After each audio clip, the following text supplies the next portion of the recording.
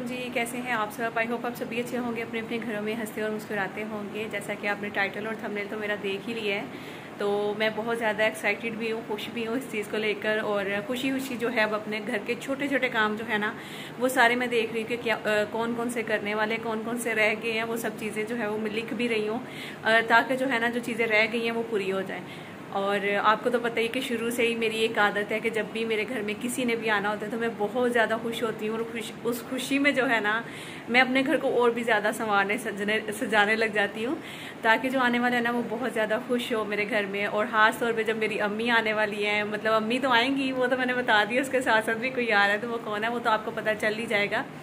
तो खैर, जब जैसे अम्मी है ना, तो अम्मी ने जाहिर सी बात है बचपन से बहुत ऐसी तरबियत की है ना, अच्छी वाली, मतलब अच्छी वाली जो कि हर माँ कर रही होती है अपनी बेटियों की तरबियत, के घर को कैसे रखना है, अपने घर को कैसे ऑर्गेनाइज करना है, ये वो। अब कभी अपनी अम्मी को देखते हैं तो अम्मी में बहुत ज़्यादा चेंज आ गया है। तो मतलब उस टाइम पे अम्मी जो थी ना, हमें आहिस्ता चलने पे भी डांटती थी और इतनी बातें करती थी। और मतलब घर को हर वक्त अपने सेट रखना, संभालना। इवन हमारा एक बहुत बड़ा लॉन होता था तो उसमें एक पत्ता भी गिरता था ना, तो वो भी अम्मी कहती थी जाओ उठाओ डस्टबिन में डालो। मतलब इतनी सख्त वाली अम्मी थी हमारी।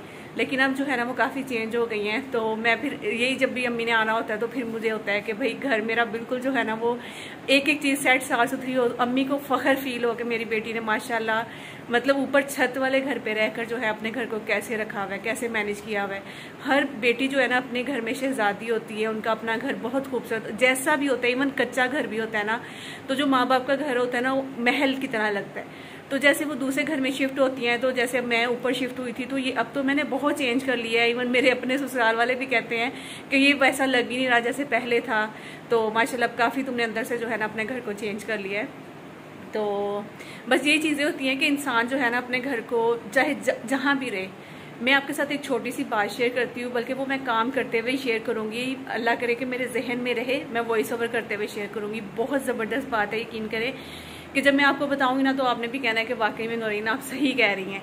अच्छा, उसके अलावा जो है ना मैंने आज अपने घर के कौन कौन से काम जो हैं वो मैंने लिख कर रखे मैं पैड पे, मतलब बासी को जो है वो मैंने बता देना है कि भाई ये काम जो है ना वो करने वाले हैं। तो बस मेरे रूम की जो है वो मैं आपको बताती हूँ, वो सफाई होने वाली है। वैसे आपने थोड़ा सा इग्नोर कर देना। मेरे रूम में सारी चीज़ें जो है ना हैं, बस नहीं है तो यहाँ पे जो 2 रूम चेयर्स होती हैं ना, मतलब मुझे वो मंगवानी थी, क्योंकि ये सोफ़ा एक है और वो छोटा है, तो उस पर जो है ना 1 या 2 बंदा मतलब आराम से बैठ सकता है। तो उसके अलावा अगर दूसरे किसी ने बैठना हो तो फिर ये होता है या बेड पर चढ़ के बैठ जाओ, तो या फिर दूसरी चेयर्स लेके आओ रूम में, तो वो अच्छा नहीं लगता। तो मैं कह रही थी यहाँ पे 2 रूम चेयर्स आ जाएँ, तो वो अब इंशाल्लाह करनी है मैंने। और इसके अलावा कुछ और छोटी छोटी चीज़ें, जैसे ये वाली शेल्फ्स हैं, मतलब जब से ऐसी लटकाई हुई है, मतलब इनको भी उस दिन जैसे मैंने आपको बताया था ना जब अपने रूम की सेटिंग कर रही थी, तो इनको भी लगाना था। मतलब नीचे पड़ी हुई थी, मैंने उठा के ऐसे ही हैंग कर दिए। तो अभी ये यहाँ नहीं लगेंगी, देखती हूँ कहाँ लगेंगी कहाँ नहीं। यहाँ के लिए मैं भी कुछ और चीज़ लेकर आऊँ या फिर यहाँ पे ये लगाऊँ, देखूँगी, अभी कुछ पक्का पता नहीं है। तो खैर ये लगवानी है मैंने। अपने रूम की चेयर्स हो गई हैं। उसके अलावा एक जो मेन चीज़ जो मेरे रूम में कम है ना, वो ये है कि यहाँ पे लगाने के लिए मुझे चाहिए एक वो या तो आयतल कुर्सी लेके आऊँगी या दुरूद पाक लेकर आऊँगी, क्या लेकर आऊँगी देखते हैं। अभी बड़ी सी जो है वो मुझे सीनरी यहाँ पे लगवानी है, ये कमी है। उसके अलावा बच्चों वाले रूम में बीच वाले रूम की सेटिंग जो है वो भी मुझे चेंज करनी है। मतलब बहुत सारे काम है ना, बहुत सारे काम है जो कि मुझे करवाने हैं अभी। तो मैं यही चीज़ें नोट कर रही हूँ कि मुझे क्या क्या करना है। ब्लैंकेट जो है वो भी अभी वॉश करवाने हैं, क्योंकि आगे सीज़न भी चेंज होने वाला है। तो आपको पता है डेली जो है वो बच्चे, वैसे भी हमारे तो पूरा सीज़न गर्मियाँ सर्दियाँ चल रहे होते हैं, AC सारी रात चलता है, तो उस वजह से रूम में 86 वाली ठंड हो जाती है, तो फिर चादरों से गुजारा नहीं होता। बच्चे जो है वो ब्लैंकेट ही लेते हैं, तो इसलिए वो सर्दियों में भी चलता है, गर्मियों में भी चलता है, तो वो भी मुझे वॉश करवाने हैं। उसके अलावा जो डिवाइडर है बीच वाले रूम का, तो उसके बर्तन सारे निकाल के वो भी साफ़ करके या वॉश करवा के वो सारे सेट करके लगाने हैं। वो बिल्कुल मैं उसकी हालत दिखाऊँ ना तो आपने भी कहना है कि वाकई में नौरीन ये क्या, मतलब यहाँ पे ऐसा लग रहा है कोई जंगली जानवरों का जो है ना वो बर्तन यहाँ पड़े हुए, जंगली जानवरों के, मतलब वो बिल्कुल ही ऊपर नीचे टेढ़े मेढ़े हुए हुए हैं, उनको सेट करना है। उसके अलावा किचन की थोड़ी थोड़ी करके सफाई शुरू कर दूंगी, फिर जो चीज़ें ख़त्म है वो लिखना शुरू कर दूंगी। तो इस तरह के जो है ना वो बहुत सारे काम है करने के लिए, जो कि सारे जो है वो मुझे वो करने हैं। तो चलिए अब बातें करके टाइम ज़ाया नहीं करते, किचन में चलते हैं। चलकर जो है वो अभी आज सालन में देखती हूँ क्या बनाना है। आसिफ पालक लेके आए थे तो कह रहे थे आलू पालक बना लो, तो बस अब आलू पालक बनाऊँगी। उसके अलावा जो है बहुत सारी बातें करूँगी आप लोगों से। तो चलें अभी साथ साथ काम शुरू करते हैं और साथ साथ बातें भी करेंगे। तो जी सबसे पहले मैं आपको ये जो डिवाइडर है ना वो दिखाती हूँ बर्तनों वाला। ये सारा ही इतना मैस हुआ हुआ है, हालांकि मैंने कुछ दिन पहले तकरीबन 1 हफ्ता पहले इसमें से एक बड़ा वाला शापर होता है ना वो भरकर चीज़ों का निकाला है। मतलब एक्स्ट्रा बच्चे पेपर्स रख देते हैं, आसी के हाथ में जो आता है वो इस डिवाइडर में रख देते हैं, बच्चों के हाथ में जो आता है वो इस डिवाइडर में रख देते हैं। तो आज थोड़ी सी मेरी वॉइस आपको चेंज लगेगी। एक तो मोहम्मद पास हो रहा है तो मैं वॉइस ओवर कर रही हूँ, तो मैं उसलिए भी डर के कर रही हूँ कि वो उठ ना जाए, और दूसरा जो है ना कि मैं सुबह सुबह के टाइम पे वॉइस ओवर कर रही हूँ।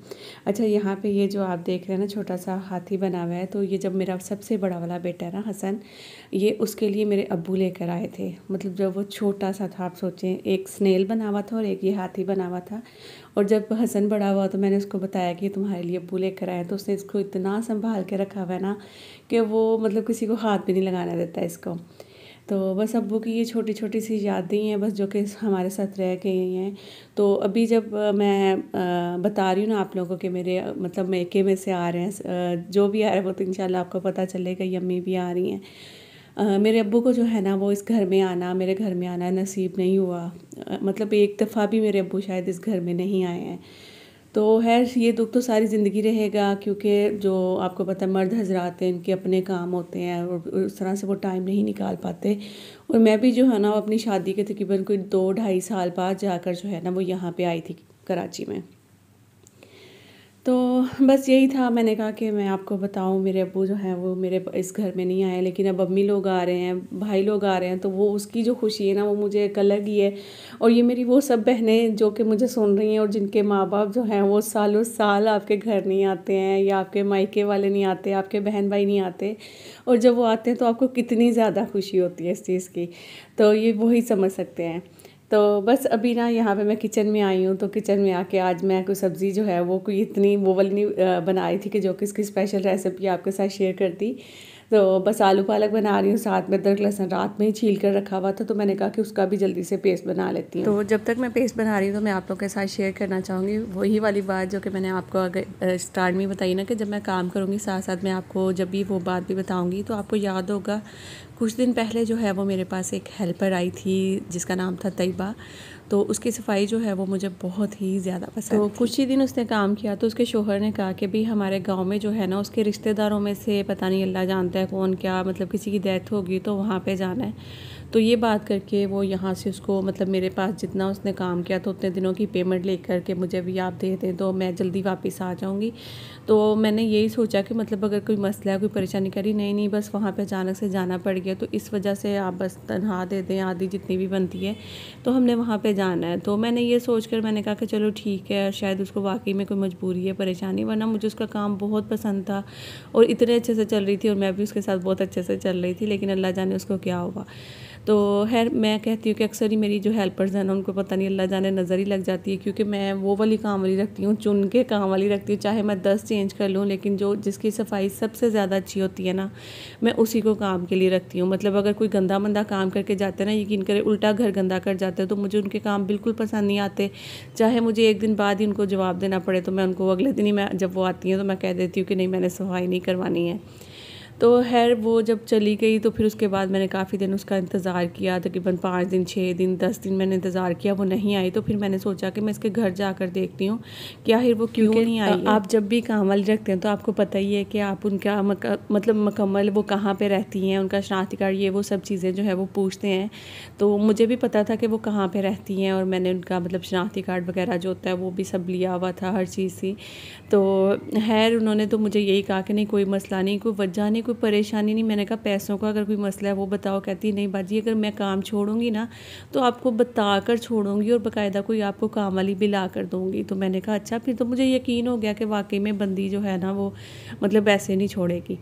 अच्छा जी, हुआ कुछ इस तरह से कि जब वो तो बाद में फिर वो मैं उसे ढूंढती मतलब इंतज़ार करती रही उसका काफ़ी दिन तक, वो नहीं आई। तो फिर जो अच्छी काम वाली होती ना तो फिर मेरी कोशिश होती है कि मैं उसके पीछे तक भी जाना पड़े ना मुझे, मैं जाऊँ और अगर मतलब कोई भी किसी किस्म का मसला है तो वो भी हल करूँ और मैं उसको वापस काम पे लेकर आऊँ। अच्छा जी, मैं वहाँ पे गई तो वो रहती थी झोंपड़ियों में। सबसे पहली बात तो ये कि वो झोंपड़ियों में रहती थी और उनकी जो झोंपड़ी थी ना, आप यकीन करें मैं देख के हैरान हो गई थी, क्योंकि मैंने उसकी सफाई से जज किया था कि वो इतनी साफ़ सुथरी बंदी है, कोई ख़ानदानी बंदी लग रही है। अच्छा, जैसे ही मैं वहाँ पे गई, आप बिलीव करेंगे मैंने अक्सर झोंपड़ियाँ देखी हैं, बल्कि उनके इर्द गिर्द जो झोंपड़ियाँ थी इतनी गंदी थी, गंदगी फैलाई हुई थी। उन्होंने इतनी अच्छे से साफ़ सुथरा करके रखा हुआ था, आप यकीन करेंगे कि मुझे लग ही नहीं रहा था झोंपड़ी है वो। मतलब इतनी सफाई की आपकी सोच है।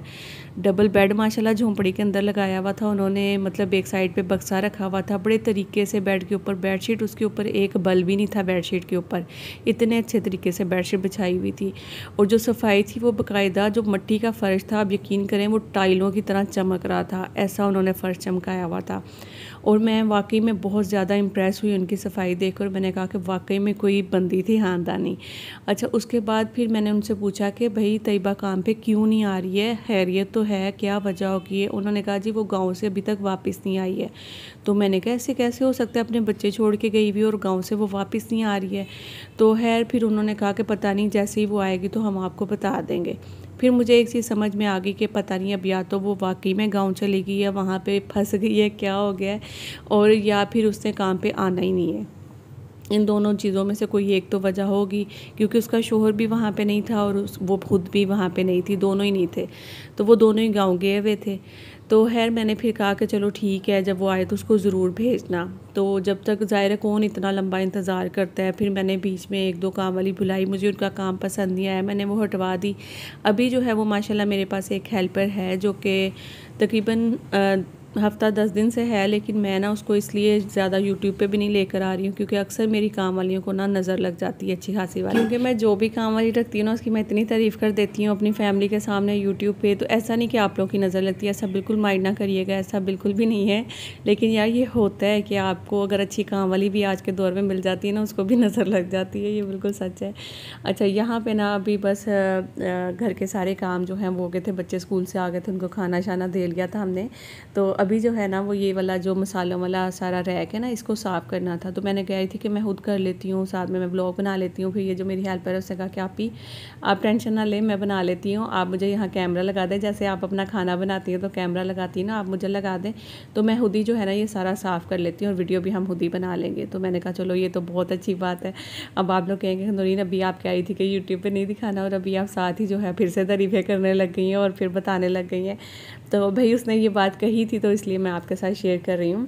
अच्छा, अब मैंने कहा है कि घर के जो काम है ना थोड़े थोड़े करके हम स्टार्ट कर देते हैं, ताकि हमारा एक एक करके काम जो है वो भी कंप्लीट हो जाएगा और घर भी सेट हो जाएगा, साफ़ भी हो जाएगा, हमारे ऊपर ज़्यादा बर्डन भी नहीं पड़ेगा इस तरह से ना। मतलब रोज़ हम कोई ना कोई एक ऐसा कॉर्नर पकड़ लेंगे तो उसको साफ़ कर लिया करेंगे। अब देखें कितने ज़्यादा ये भी गंदे हो रहे थे रैक, अदरवाइज़ मैं इतना गंदा होने नहीं देती थी, मैं साथ ही मतलब 10 दिन 15 दिन बाद इसको साफ़ कर लेती थी।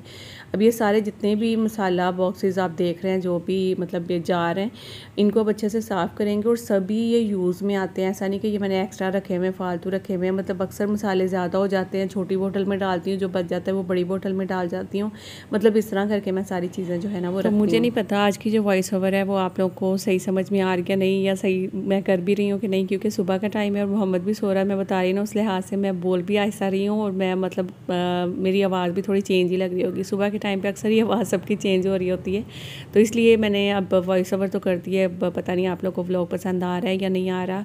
अगर व्लॉग पसंद आ रहा है तो प्लीज़ लाइक ज़रूर कर दिया करें, अच्छे अच्छे कमेंट्स किया करें, बहुत अच्छा लगता है आपके पॉजिटिव कमेंट्स देखकर। कल बल्कि मुझे एक बहुत ही अच्छा कमेंट आया तो मेरा दिल जो है ना वो खुश हो गया। उन्होंने कहा नूरीन अगर एक से ज़्यादा और लाइक का ऑप्शन होता तो मैं हज़ारों लाइक जो है ना आपको देती, क्योंकि आपकी फैमिली बहुत अच्छी है और आपका जो व्लॉग है ना वो भी मतलब ममता से भरा हुआ होता है। थैंक यू सो मच आपकी मोहब्बत का। आई थिंक उनका नाम जो है वो ईशा है, तो बहुत ही ज़्यादा मुझे अच्छा लगा। थैंक यू सो मच आपकी मोहब्बत का, आपके प्यार का। इसी तरह मेरे जितने मुझे रेगुलर कमेंट्स करने वाले मेरे व्यूवर्स हैं, मेरी बहनें हैं, वो बहुत ही अच्छी हैं, बहुत अच्छे पॉजिटिव कमेंट्स करती हैं, बहुत अच्छा लगता है मुझे।